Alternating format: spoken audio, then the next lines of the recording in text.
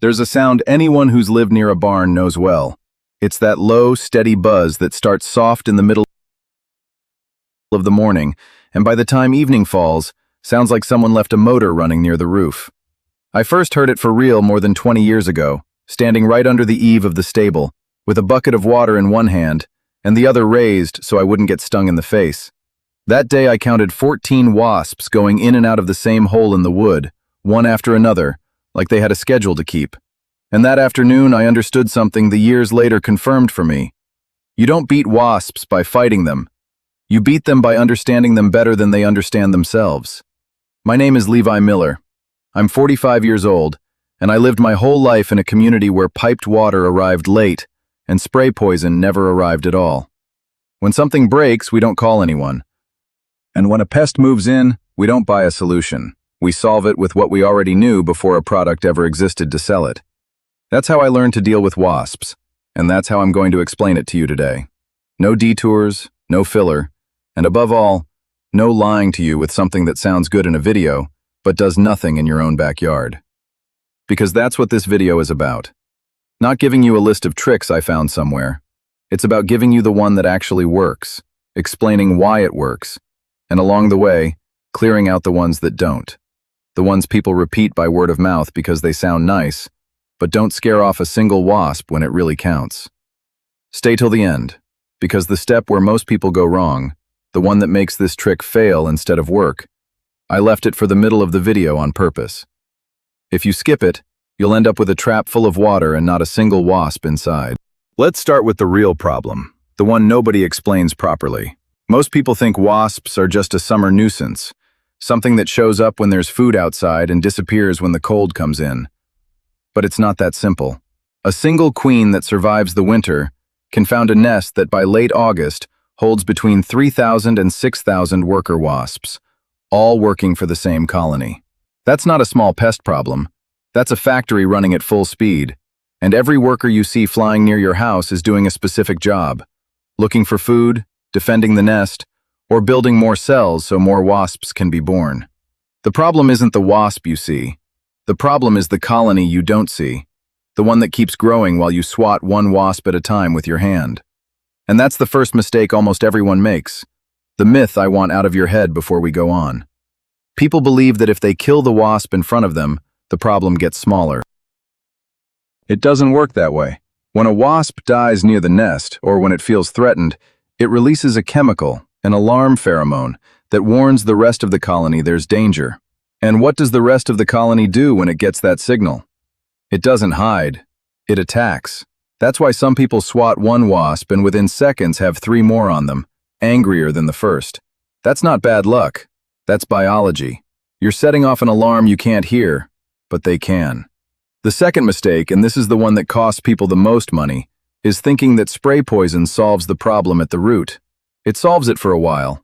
You kill the wasps you see coming out of the nest that afternoon, you feel relieved, and 2 weeks later the buzzing is back because the queen, protected in the center of the nest, kept laying eggs the whole time. Or worse, you sprayed the wrong nest, an old, abandoned one, while the active nest was 50 feet away, tucked into a corner you never even looked at. I've seen neighbors go through 3 or 4 cans of spray in a single summer and end up with the same problem in October. Not because the product doesn't kill wasps, it does, but it kills the ones that are outside, not the factory that keeps producing inside. And then there's the third myth, the one that gets repeated most online and works least in real life. Homemade repellents that supposedly scare them off by smell. Little bags of cloves pinned into an orange, sprigs of mint hung near the window, citronella essential oil sprayed around the yard. I'm going to be honest with you, because that's what this video is about. The science behind this is weak. There are small studies showing some oils might bother wasps at very close range, a few inches, but none show they drive an established colony away from your house. I tried the clove trick myself for 2 summers in a row when I was younger, on a neighbor's advice, and the wasps kept going in and out of the same hole as always, as if the pinned orange didn't even exist. I wasted time, wasted spices, and stayed stuck with the same problem. So if you saw that tip somewhere, now you know why it didn't work for you either. And while we're on the subject of myths, I want to stop for a second on another one that gets passed around a lot among older folks. The coin in a water bag trick hung near the door. The idea is that the light bouncing off the water, multiplied by the coins, confuses the wasps and makes them think there's a giant spiderweb nearby, so they stay away. It's an old idea, I heard it more than once as a kid, and I understand why it gets passed down from one generation to the next, because when someone tries it and happens to have fewer wasps that summer, they believe it worked. But there's no serious study backing this up. And the biological explanation doesn't hold up either, because wasps don't avoid spiderwebs because of a light reflection. They avoid them because they recognize the danger of getting caught in the strands, something a water reflection can't fake. I tried this one too, years ago, hung 3 coin bags at different spots around the yard, and the wasps kept flying right past them as if they weren't there. If a neighbor recommended it to you with full confidence, understand they meant well, but there's no real foundation behind it. There's also the fake nest myth, those paper bags people hang up to mimic a hive so wasps think the territory is already claimed and move somewhere else. The idea sounds smart, I'll give it that, because wasps are territorial between colonies. The problem is this tactic works, at best, against a few specific species in very particular situations, and most of the time wasps don't even flinch because they can tell a real nest apart from the cardboard you hung up perfectly well. I'm not saying it never worked for anyone. I'm saying it's not something you can count on, especially if you already have a colony established near your house. So if spray poison only masks the problem for a while, and smell-based repellents have no real foundation, what actually works? This is where the trick I learned from my grandfather comes in. The one he in turn learned from his, back in a time when nobody had money to spend on a jar with a fancy label. It's a trap. But not just any trap. It's a trap that attacks the wasp's biology at its weakest point, and it costs, literally, $1 or less, because almost everything you need you already have in your kitchen. You need 3 things. The first is an empty plastic bottle, the kind soda or water comes in, a 2-liter one if you've got it, though a smaller one works too. The second is water with dish soap, just a few drops, no need to drown the water in soap. And the third is bait. Something that draws the wasp all the way to the edge of that water. That's it. No store-bought chemicals, no oddly shaped plastic traps they sell at the hardware store for $15 or $20. A bottle, water, soap, and something sweet or something with protein, depending on the time of year. And that right there is the detail almost nobody explains to you. And it's the reason so many people build this trap and don't catch a single wasp. Let me explain this well because it's what really makes the difference. Wasps don't eat the same thing all the time. In spring and early summer, when the colony is just starting to grow, the workers go out looking for protein because the larvae they're feeding back at the nest need protein to grow. During that time, a sweet juice or fruit bait won't attract them much at all. What draws them in then is something with protein, a small piece of meat, chicken, or even wet cat food. But by late summer and into fall, once the colony has reached its peak size and the queen slows down on laying eggs, the workers shift their focus. They no longer need as much protein for larvae, and they start looking for sugar for themselves, because they need energy. That's when a sweet bait, fruit juice, old flat soda, or sugar water works far better. This is exactly the step where most people get it wrong, the one I told you I'd explain. They build the trap with apple juice in the dead of January, right in protein season, wonder why not a single wasp falls in, and end up thinking the trick is just another myth. It's not a myth. They used the wrong bait for the wrong time of year. So before you build yours, check what month you're in. If it's spring or early summer, use something with protein. If you're already in late summer or fall, use something sweet. And if you're not sure, you can build 2 traps at the same time, one with each type of bait, and in a couple of days you'll see which one is working better for your specific situation. Now let me explain why the soapy water is the part that actually kills, because here's the real science behind this trick. Not some loose idea that sounded good to someone. A wasp's body is covered by a thin, waxy layer that repels water, something similar to what happens with a duck and its feathers. Thanks to that layer, if a wasp lands on clean water, it can often float long enough to take off again. But when you add soap to the water, that waxy layer stops working. The soap breaks the water's surface tension, and instead of floating, the wasp sinks immediately. On top of that, the soap clogs the spiracles, the tiny openings on the sides of its body that it breathes through. Within seconds, the wasp can neither float nor breathe. There's no way out from there. It's not a magic trick. It's basic chemistry acting on a real physical weakness of the insect, and that's why it works in any house, any farm, anywhere there are wasps, no matter the exact species you've got nearby. Let's build it together, step by step, so you have no doubts when you make it yourself. First, take the plastic bottle and cut it about 1/3 of the way down from the top. You'll end up with the cap and neck section on one side and the body of the bottle on the other. Second, flip the top section, the neck, upside down and fit it inside the bottom section, like a funnel pointing inward into the bottle. This is key because it creates an easy entrance for the wasp, but an almost impossible exit. They come in following the scent of the bait, go down through that funnel, and once inside, the narrow neck and the light coming from above confuses them. Most never find their way back out. Third, put the bait at the bottom of the bottle, in the lower section. If it's protein, a small piece of raw meat or chicken is more than enough. If it's sweet, a splash of juice, flat soda, or water with 2 or 3 spoonfuls of sugar dissolved in it works just as well. Fourth, and this is the step everyone forgets, the one I keep repeating because it's what makes the trap actually kill instead of just catch. Add water until it covers the bait, then a few drops of dish soap, whatever you already use on your own dishes, nothing special needed. Stir it a little so it mixes. Fifth, if you want the trap to last longer without the water evaporating or getting ruined by rain, you can poke a couple of small holes near the top, on the outside of the bottle, to run a string or wire through and hang it up. That way it sits at the height they usually fly, not stuck to the ground and not too high either. And sixth, where you hang it matters just as much as the trap itself. Don't put it right next to your front door or near where you sit to eat outside, because you'll be drawing wasps toward yourself before they ever reach the trap. What we do is hang it at the edge of the yard, about 15 to 20 feet from where people gather, near a spot where you've already seen wasps passing through, but far enough that the bait's scent pulls them over there instead of toward your table. If you've got several spots where you see them flying, go with 2 or 3 traps spread out, rather than one heavily loaded with bait. I want to clear something up about the species too, because not all wasps behave exactly the same, and this will help you understand better what's flying around your house.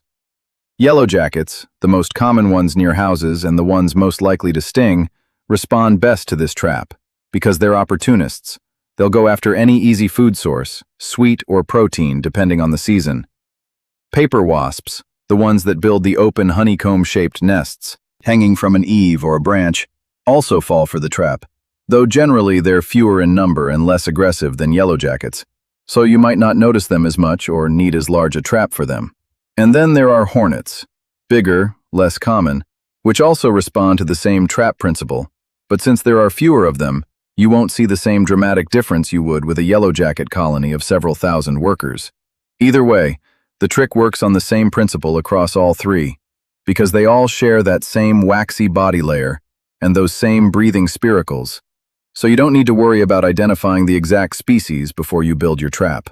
Another question I get a lot is whether the bottle size matters. Honestly, not that much. A half-liter bottle can work perfectly fine if the problem is small, a couple of wasps buzzing around the yard. But if you notice the buzzing is constant, with a lot of activity around the same spot, then you're better off going straight for a 2-liter bottle, or even building 2 or 3 traps at the same time, spread across different corners of the property. The more workers coming out of the nest looking for food, the more capacity you need so the trap doesn't fill up and stop catching the ones still arriving after. One more detail, because I want this to actually work for you and not leave you stuck halfway. Check the trap every 3 or 4 days. If you see the water evaporated, add more with its matching soap. If the bait has already dried out or rotted too much to attract anything, replace it. A trap left unattended with no upkeep stops working in less than a week, and that's when a lot of people think the trick failed, when really what failed was that they forgot to take care of it. This isn't a one-time fix. It's a system that works on its own, but it needs you to check in on it every so often, the same way you'd look after anything else around the house. Now, I want to tell you something I learned over the years that you might not expect to hear in a video about wasps, but that to me matters just as much as the trap itself. Wasps aren't just a nuisance. They do a job. They eat caterpillars, flies, and other insects that damage your garden and your crops. A wasp nest near your house, as long as it's far from where your family lives, might actually be helping keep other pests off your plants.